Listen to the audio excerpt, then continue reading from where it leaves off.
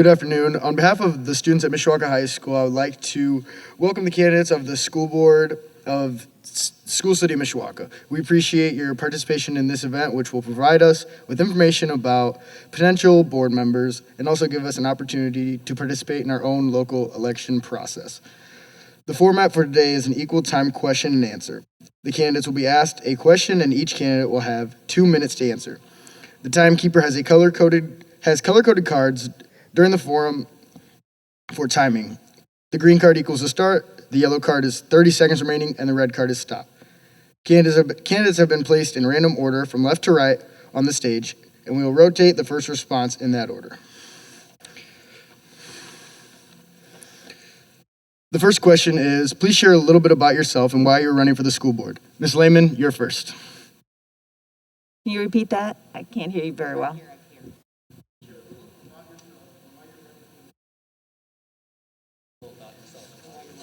Okay. I've been a lifelong resident of Mishawaka, graduated from Mishawaka High School. After high school, I attended Ball State University, in which I earned a bachelor's and a master's in behavioral and counseling psychology. I am married. I have 3 grown children who have all graduated from Mishawaka High School. My interest is running for the school board is just to give a little of myself in the experiences that I've had here working with School City of Mishawaka, and to be a collaborator in the issues that will be facing our school system in the future.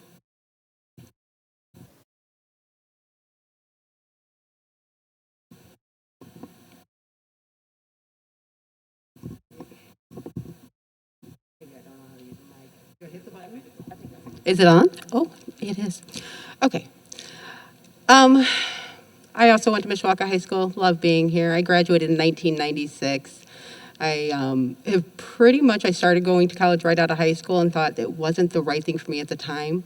Life changes. I got married, started having children, and started raising those children in School City of Mishawaka. I started volunteering for PTA about 10 years ago, so if any of you were Beaker kids or have ever been around there, you may have seen me from there, because I've been over there forever.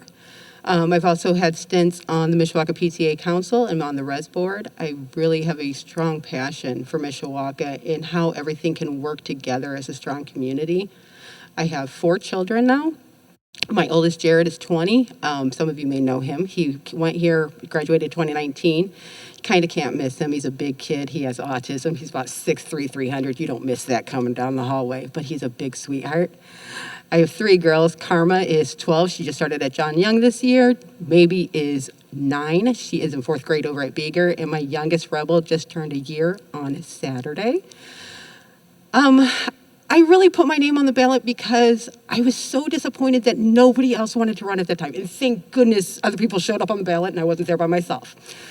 But when I was reading Tribune articles back in July and there was only one person, and that was Mr. Curry for 2 seats, I had to do something as a parent. I may not be the perfect person, I may not be the right answer, but I was certainly willing to try because that's all I've ever done for School City.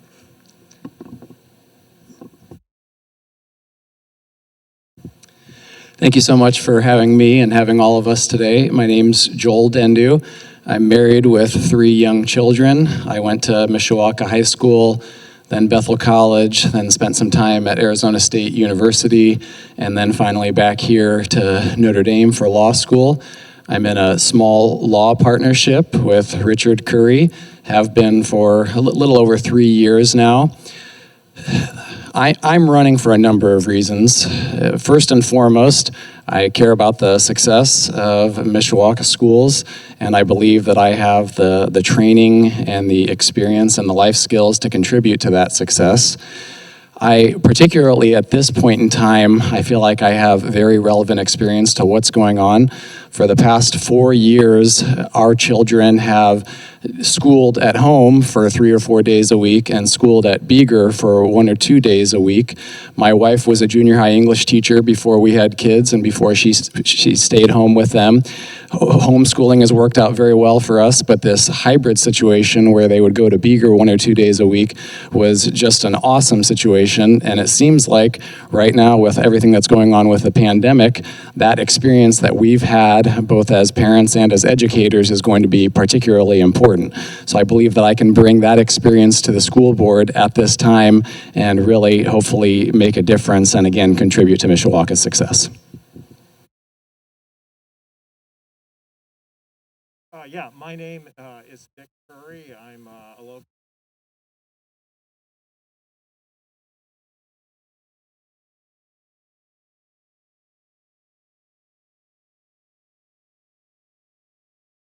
I guess the 2000 running is that it's through all of our students. It's important work, you know.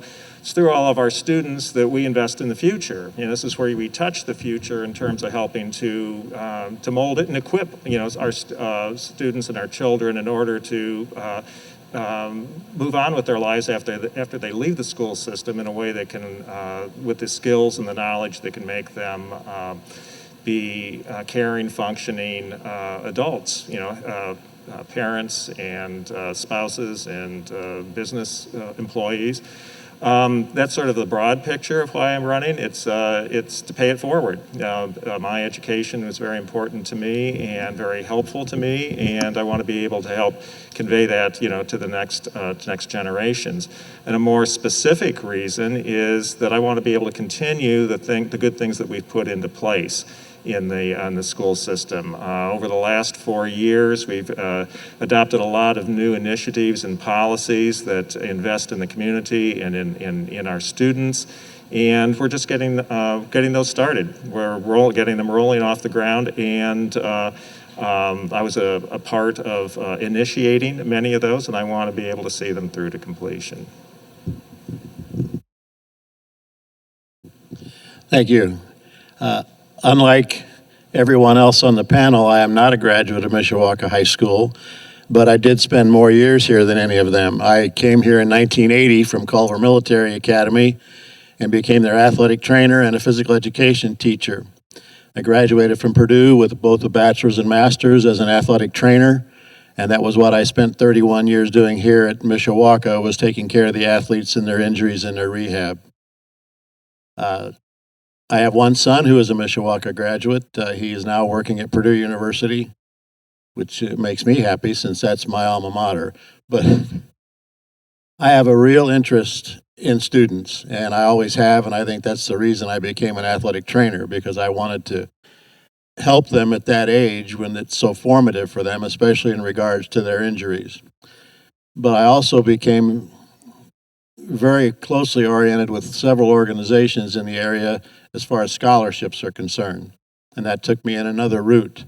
But I've always had the interest of young people, and I don't mean to embarrass you by saying young people, but at a time when you need the most help you probably ever will of getting you through the growing years, to do the best I can to get them to adulthood, understanding what they need to do to be a good citizen and to get the education they'll need to be a good employee.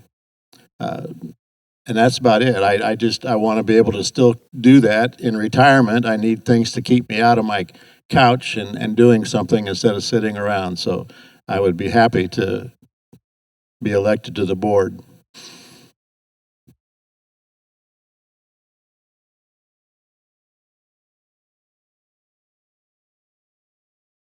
So the next question is, describe your involvement in the school community and how that has prepared you to be a school board member. Mrs. Johnson, you're going to go first.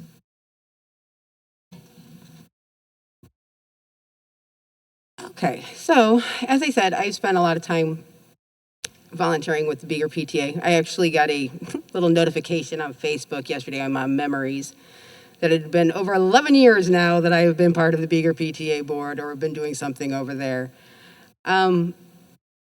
honestly, like I can tell you right now during this pandemic, it kills me that I cannot go in that school and see those kids and do activities and plans for them like I always did.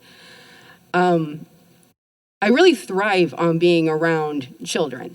And it doesn't, I mean, I worked over here for a while too. It doesn't matter the age level. Something about working with you kids and preparing you and just feeling you and hearing you and knowing that you're going to be the next generation. These are the kids that we need to mold. These are the kids that are going to go somewhere. It's inspiring. I absolutely enjoy it. So like I said, I've been over 10 years over there. Some of the things you may have heard about is a trunk or treat that gets about 800 people every year showing up. We get a lot of participation on that. But on top of that, I've done things as small as trying to help run a clothing drive for kids that needed extra clothes, trying to, we had, Cocoa with Santa every year.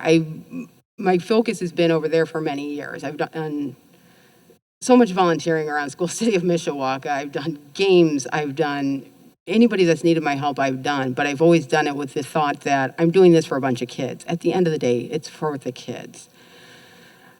Whether or not that's fully prepared me, I don't know.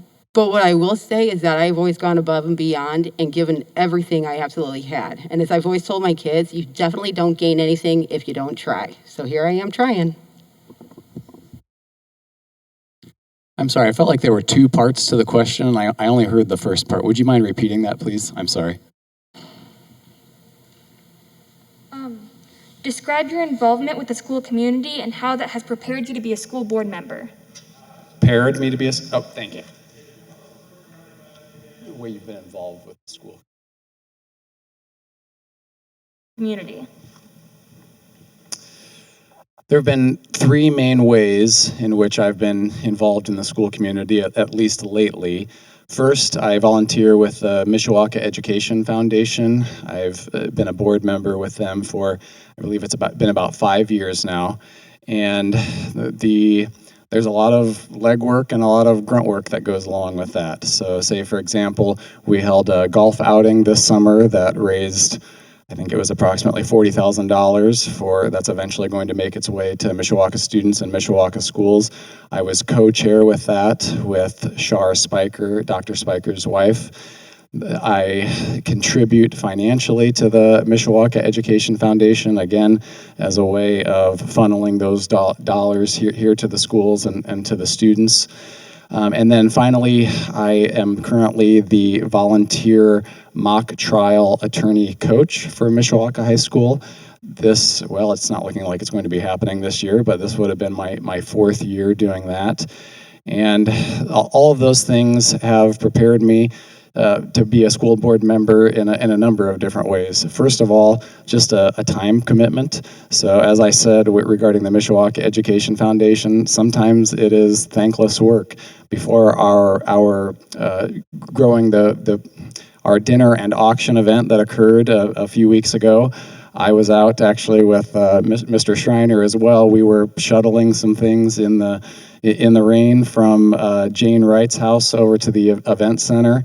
And I know that being a school board member takes a lot of time. There are a lot of meetings, a lot of commitments.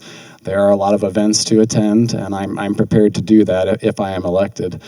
And then just knowing what it is that Mishawaka students and schools need as a result of being a part of these organizations, and as a result of being a part of being the mock trial coach. And that's all the time I have. Thank you.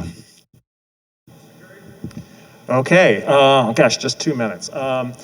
Well, I spent, other than being on things like the PTA when my kids were in school, back in the mid-90s, I joined the Mishawaka Education Foundation board and served on that, providing grants and support for teachers for things that the budget couldn't otherwise support for about 10 years. I went off that board when I was appointed to the school board back in 2008 by the city council, and that was when all the school board members were appointed. I served for 4 years on the board there, serving as secretary and vice president several terms. In 2012 was the first year that we had introduced a split board with elected members and appointed members, and there were 10 of us running for 2 spots. I came in a close third, so I was off the board, and actually that ended up being a very good thing because it allowed me to get involved with education in a variety of different ways. I served then on the Chamber of Commerce and Education Advisory Committee, but more importantly, in about 2015, there were a lot of issues facing the schools and things financial, instructional, morale, and a community task force of about 50 people was convened in order to identify issues that the schools needed to address.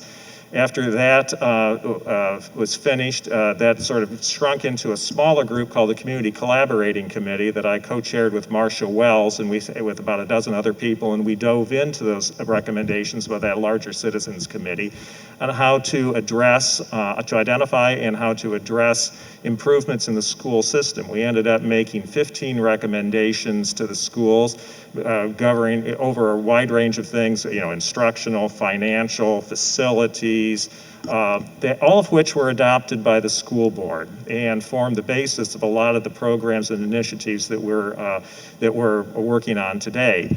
I then was reelected, served on the board for the last 4 years, and it's important to me to be able to continue to work on those other initiatives that we've been putting in place. Thanks. Since my retirement in 2011, I've had a number of different activities here with the school. For a number of years after I left, I was still the one they called to come back and take care of the pool because I was here when they dug the hole, and took care of it for 23 years before I retired. After my retirement, in addition to the things I did for Mishawaka High School, I was at one time or another the interim athletic director at all of the other high schools in this county. 4 of the South Bend schools and Penn High School. I served as an athletic administrator for them because when I retired from here, I was also the athletic director as well as the athletic trainer. A number of other things. I'm an official. I officiate swimming and track and field, and I do that here for the high school whenever they contract me. I was very happy to see that the school board moved their meetings to Wednesday night because swim meets and track meets are all on Tuesdays and Thursdays, and the Tuesday night would have made it difficult for me. I am also, a member of the Mishawaka Education Foundation, currently serving as their vice president. And the things that they do for the school is amazing. I've only been with them about a year and a half or so, but their involvement in wanting to do things for the teachers and students at Mishawaka are enormous, and that keeps me actively involved with the activities here. I attend athletic contests whenever I can because I like to follow the students and see how they're doing, and it gives me a lot of pleasure to see them be successful.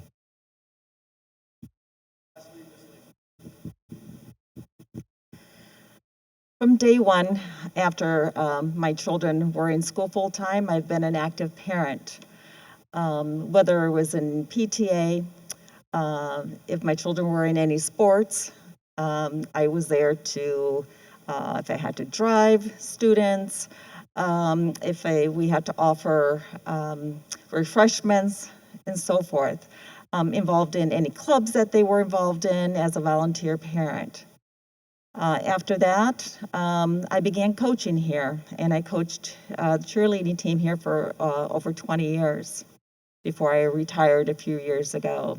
During that time, my job brought me here, and I've held several different positions here, mainly in the classroom, in working with you, working with children at risk, working with children with IEPs. This is my passion. Ever since I've graduated from college, I knew I wanted to be in the academia environment. And so I am bringing my experiences with working with you, with this population, to serve on the school board.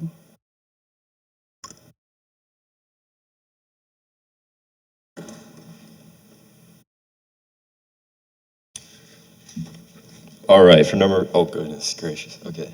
So for question number 3, we have, what do you see as a school board member's role, and on what will you base your decisions on as a school board member? Mr. First. I feel like one of the big roles of a school board in general, and a school board member in particular, is to be a go-between between the administration and between the parents, the students, and the school community. That's part of the reason that communication is such a vital skill for communication skills is such a vital skill for a school board member to have. There's going to be these decisions can't be made in a vacuum. It can't be that school board members are simply looking at studies and statistics and not having back and forth with community members, with parents, with students in order to determine what the best decisions are, what the best ways are moving forward.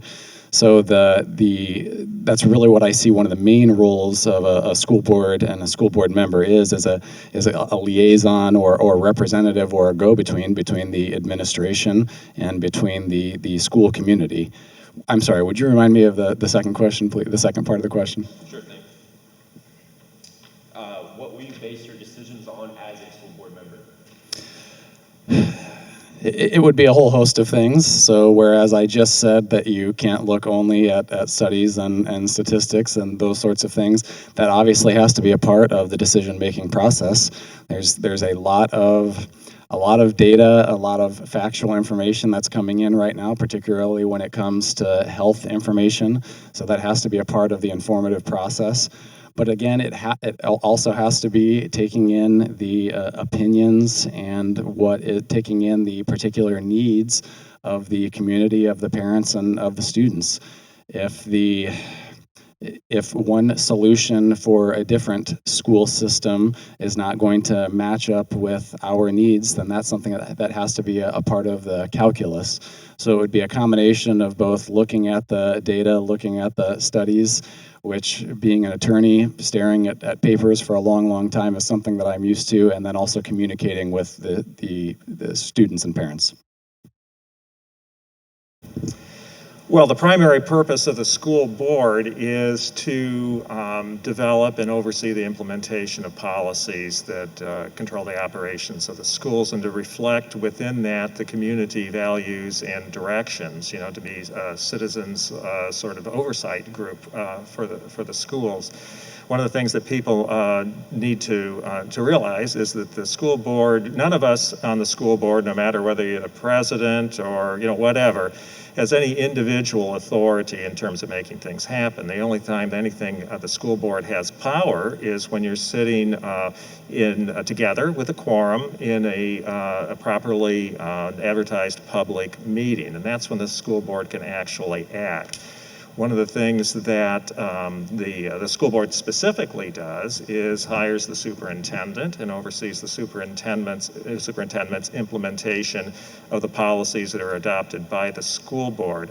The school board, though, is not the superintendent. So the school board members don't get involved on an individual day-to-day operational issues within the schools. And it's not a fire the coach kind of a thing. The things that you need to take into consideration, they come from all kinds of directions. A lot of it is data. We want to make informed decisions based on real information, not just emotional whims. And in order to do that, there are lots of channels for getting that. Some of that is through the administration. Some of it is, your own individual connections with the people in the community and the teachers. I had a very eye-opening experience earlier this month when I shadowed a teacher over at Hum's School for an entire day, watching to see what the concerns of the students are and what her issues and challenges were facing. And I thought I had an idea before I sat down in her classroom, but by the end of the day, I realized at the beginning of the day, I had no idea at all. And, things like that. That's where you gather your information in order to take your individual perspectives to the board to make decisions collectively. After 43 years in education, before my retirement, I had the opportunity to work for many different school boards. I understand their policy-making job, and that's what they're there for, and to, assist the superintendent any way they can. I do think, because of my experience with students, that anytime something were to come up, I would address it first from the view of the student and how it was going to affect them, and make sure that that was good, and then go down the line. I mean, it's important to take into account not only the students, but the teachers and the administration of the schools. But to be truthful, I would probably always first look at it from the student's point of view. Transparency is important, but you have to understand too that there are some things that will come before the board that you cannot be transparent about, because by law, you are not allowed to release that information to the community. And I would have to honor that law, but I would be as transparent as I could to let them know that we are definitely working for the advantage of the schools to make sure that our schools stay in line with the community, because if not, then they're the ones that are going to take you off the board at the end of your time. But does that answer it?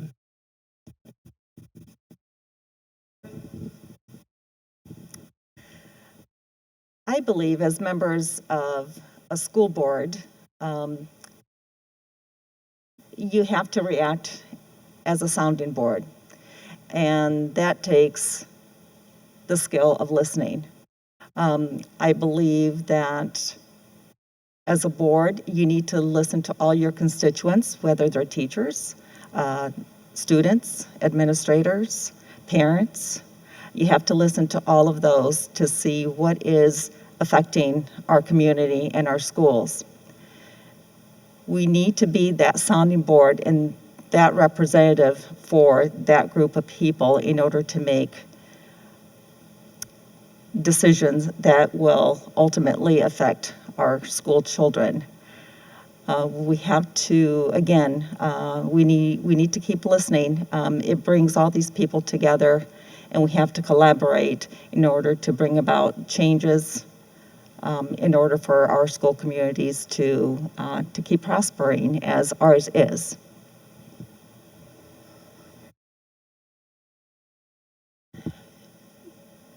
I think the simplest way for me to put the role of a school board member is, at the end of the day, to be a helper. The reason being is because at the end of the day, I have to be able to help everybody. I have to be able to help administration make decisions that are going to affect our entire school community. I have to be able to listen to the students and hear what they actually need, what they want, what is going to help them succeed. We need to listen to the parents, who obviously have to be the facilitators of all of this at the end of the day. The entire community needs to work together, and as a leader on the school board, that would give me the opportunity to be that person, as Ms. Lehman said, as a sounding board for people to come to. Feel that you can come to me and you can talk to me and you can tell me your concerns. Allow me the opportunity to go to administration and talk to them and tell them that this is what it is. I've had that opportunity my entire life. With my oldest son having autism, I've sat on my fair share of IEP meetings with many different officials at different buildings over the years. I have the ability to listen just as well as I communicate. And at the end of the day, that's what you really need to be doing. You need to be hearing what people are saying and not talking so much about it. So as Mr. Schreiner said too, obviously there are times where we can't, as a board member, discuss some things. There are privacy issues. There are laws that can be violated. And I would never want to put School City in a position that would happen. But I do want to have the opportunity to make the best decision for everybody in our school community. That's the teachers, that's the students, that's the parents, that's the administrators. It's important that all of them work together, and that's what I would use my role on the school board to do.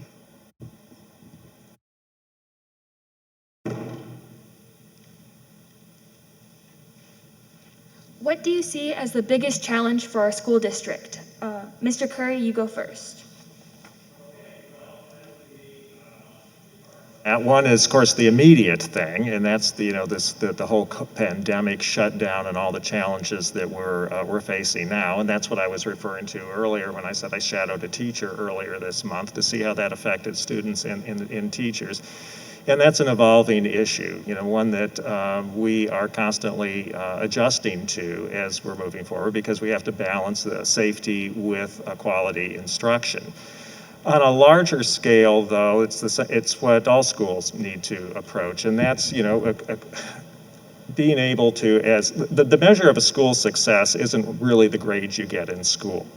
The measure of a school's success is how you live your life with the school after you leave our care, with the skills and the knowledge that we've helped you attain. And that's a lot more than reading, writing, and arithmetic. There are a lot of social emotional needs that students come to us now, and they increase every year because life gets more complicated. One of the things that we're focusing on now is something called a Whole Child Initiative. When you look at not only at the educational aspects of it, but the emotional development, because we want people to become resilient, we want them to become self-starters, we want them to have good work ethics, we want them to have good values that will serve them well when they leave our care and those are the things that are necessary for us. We need to look at everything, in terms of a child's development. And it's a complicated approach, but we have things that we have in place that I think are serving us well and serving you well. I have to agree with Mr. Curry. One of the biggest things now has to be the coronavirus issue and how it's handled here. We need to stay in line with our local officials as far as health is concerned and do those things that they say are necessary so that everybody stays safe while they're learning. The other big thing that seems to have always been facing Mishawaka in my many years here are finances. Unfortunately, we're a small district. The way the tax money is distributed is not in our favor, and we are constantly near the bottom of all the schools in the state as far as tax dollars that are given to us. I don't know how to fix that. I know there are several ways. I've often wondered why it is that there are houses in our community where the student could get up in the morning with a rock in his hand and throw that rock and hit one of our school buildings, but at the same time they have to climb on a bus and go to Penn.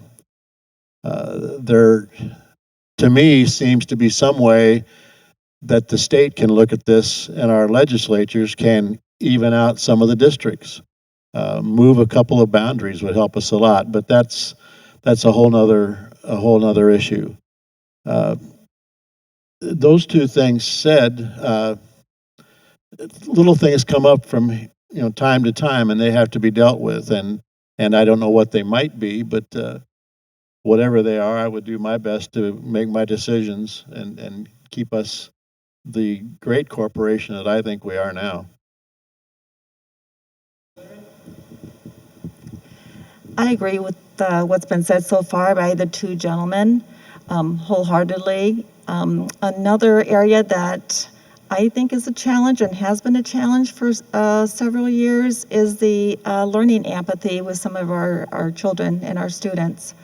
I think as a school community, we need to recognize that, whether it's starting at the elementary levels and offering, making sure that we have social workers in all of our schools to be able to service these students and parents if they need help in their home.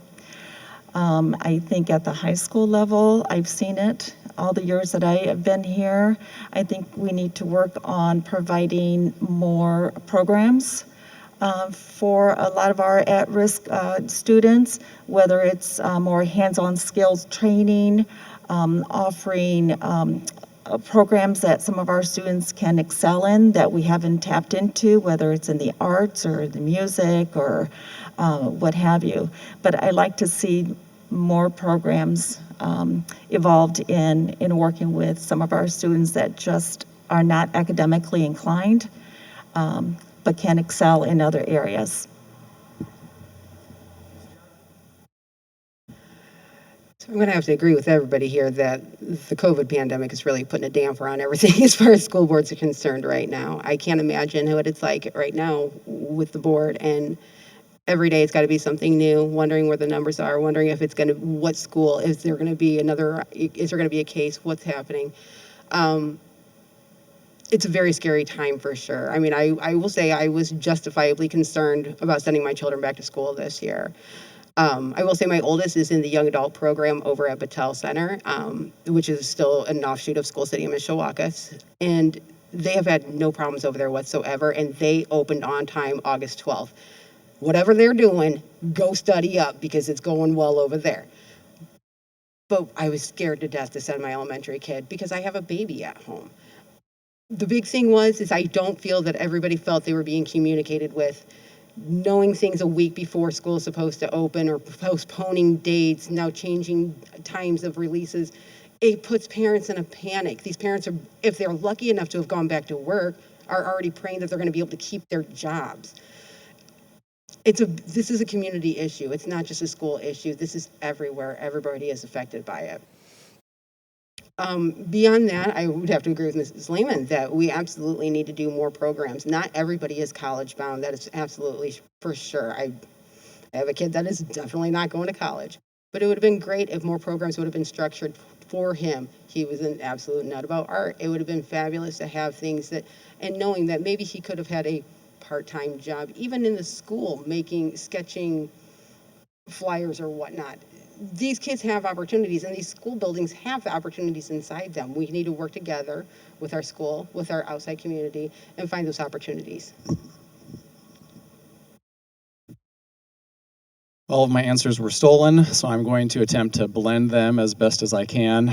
I agree with Mr. Schreiner regarding finances, and with Ms. Lehman and Ms. Johnson regarding opportunities and programs. I think those really go hand in hand. I had a spectacular experience at Mishawaka High School, but I remember sometimes feeling jealous when I looked to our neighbors to the east and saw some of the things that they were able to do, some in-school programs or some facilities that were slightly nicer than ours. I played tennis. At that point in time, we were practicing and having our matches at the Battelle tennis courts, and the Battelle tennis courts are fine, but they somewhat paled in comparison to, again, some of the neighboring schools and their tennis facilities. So finances, of course, means more opportunities, means more programs, and more programs and opportunities brings about so many positive effects, so many positive situations. When I was in junior high school at Beeger, before it was torn down and became an elementary school only, I remember rarely getting home at 3:30 due to the fact that there were just so many sports and things that I could be involved in. And that was helpful because I probably would have, there may have been some poorer choices made by me during those times if I didn't have all of those times to all of those opportunities and programs. So that's one of the great things. Another great thing is just being able to test the waters as to what it is that you're interested in. The fact that we have a robotics program now is absolutely incredible. The building and trades program, and the fact that now there's a collaboration with the Habitat for Humanity, excuse me. Those sorts of things, it's going to give students something to do. It's going to give students an opportunity to see what it is they like, but all of that has to start with finances to create those opportunities and programs.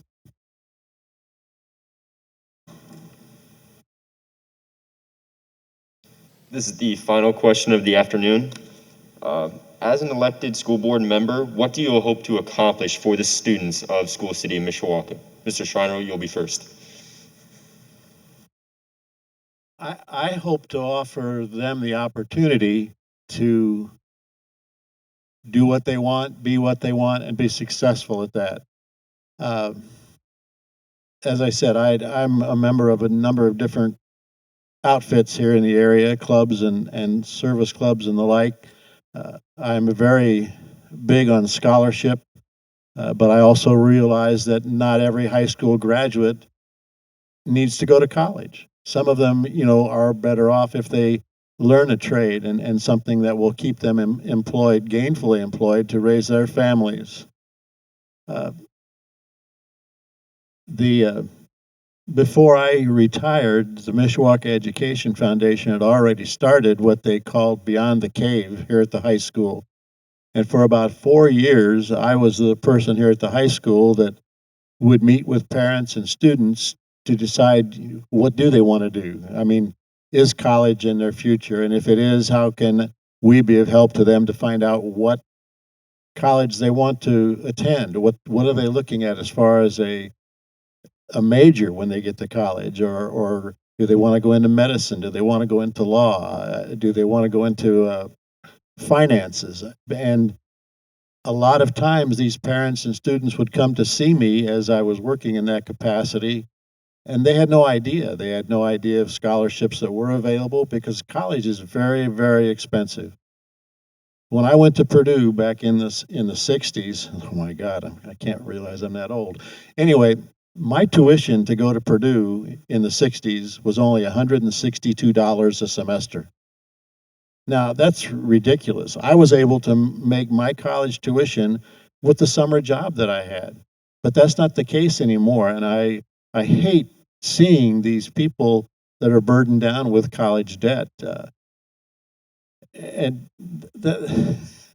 that's what I would hope to accomplish, to make sure that they have the drive and direction to do what they want to do in their life.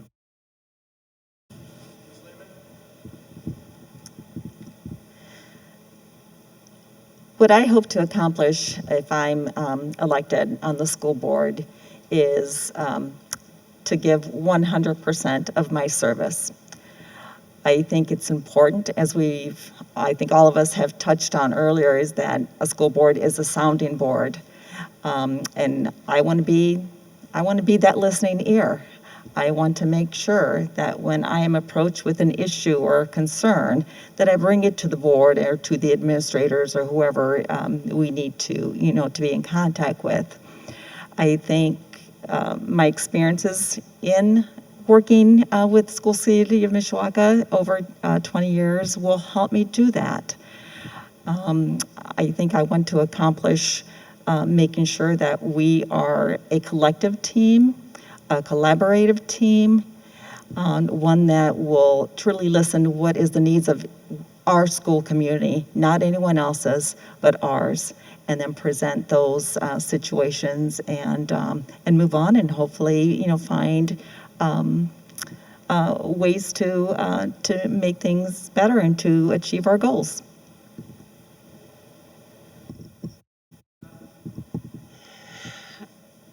I think my only hope to accomplish in all of this is that I can bring it together some compassion at the end of the day. The compassion for our students, the compassion for our teachers, the compassion for our leadership. I would really want to use my role on the school board to try to bring all the parties together, to have them actually listen, understand from every different perspective. As we talked about with college, sorry, Bob, but wow, I wish I had that kind of, because I'm still paying student loans from 20 years ago, and I only went 3 semesters. I mean, it is ridiculous.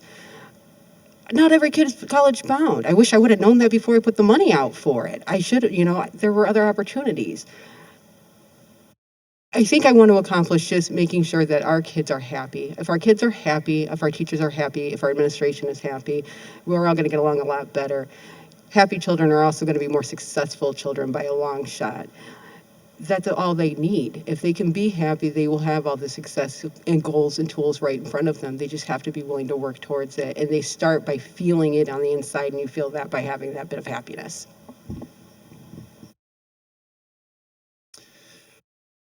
I hope to accomplish helping Mishawaka schools be a place where parents are happy as to what their children are becoming, and where students are happy with the types of individuals that they're becoming. Like Mr. Curry said, the whole individual, that is so crucial. One of my favorite authors has a chapter entitled, "Don't Let Your Children Become People That You Wouldn't Want to Hang Out With." And that is something that I struggle with every day. I think, how am I shaping these individuals, these human beings, to ultimately be as adults, as members of the community? And then as a student, again, I had a very positive experience here. My life has problems. I'm in no ways perfect, but I'm decently happy with where I'm at right now, and that's in large part because of the opportunities and the experience that I had in Mishawaka schools. I was able to learn a lot of life skills through athletics. I had spectacular teachers that helped me with the college admissions process, that helped me get some scholarships, that enabled me to go to schools and to be involved in programs that otherwise I wouldn't have had that opportunity. So helping the school system, again, be a place where students can be happy that they are being transformed into the individuals that they want to become, and where parents can be happy that their students are hopefully that parents can be happy that their children are hopefully becoming people that they would want to hang out with. Okay. All great answers and all very true. And I think everybody has expressed that the whole purpose of all the school board, the administration, the teachers, the whole school system is to support our kids and to help them develop the skills and the knowledge that when they leave us and are adults, that they can be well-adjusted, functioning, contributing members of society, their families, their employment environments, that they can live good and happy lives. That's a broad mission.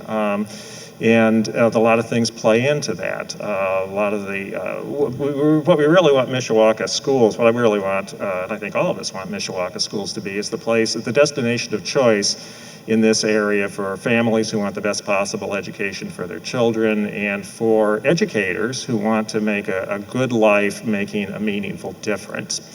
And I think we're well on our way to that with our initiatives on things like the Whole Child that supports children and whatever they're going to do in life, whether they go to college, whether they go into the services, whether they go directly into the workforce. So those are sort of broad issues. In terms of things more specific, that aspirational, that we haven't done yet, what I would like to, well, first of all, we need to work on the sound financial footing for the schools.